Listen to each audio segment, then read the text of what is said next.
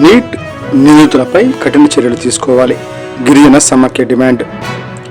దేశవ్యాప్తంగా సుమారు 22 లక్షల మంది విద్యార్థులు నీట్ పరీక్షకు హాజరవుతున్న తరుణంలో ప్రశ్నాపత్రాల లీకేజీ అత్యంత ఆందోళనకరమని గిరిజన సమాఖ్య రాష్ట్ర సహాయ కార్యదర్శి పి శ్రీను నాయక్ తీవ్ర ఆగ్రహం వ్యక్తం చేశారు. బుధవారం స్థానిక సిపిఐ కార్యాలయంలో ఆయన మాట్లాడుతూ, లక్షలాది మంది విద్యార్థులు ఎంతో కష్టపడి భవిష్యత్తుపై ఆశలు పెట్టుకుని నీట్ పరీక్ష రాయడానికి సిద్ధమవుతున్న కీలక పరీక్షలో అవకతవకలు చోటు చేసుకోవడం విద్యార్థులు, తల్లిదండ్రుల నమ్మకాన్ని దెబ్బతీసిందని తెలిపారు.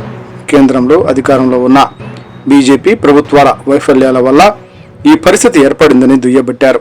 దేశవ్యాప్తంగా లక్షలాది మంది విద్యార్థుల భవిష్యత్తుతో ముడిపడి ఉన్న పరీక్షలను సక్రమంగా నిర్వహించలేని కేంద్ర ప్రభుత్వం విద్యార్థుల భవిష్యత్తును కాపాడడంలో, పారదర్శకమైన పరీక్షా వ్యవస్థను నిర్వహించడంలో వైఫల్యం చెందిందన్నారు. దీనికి బాధ్యులైన వారిపై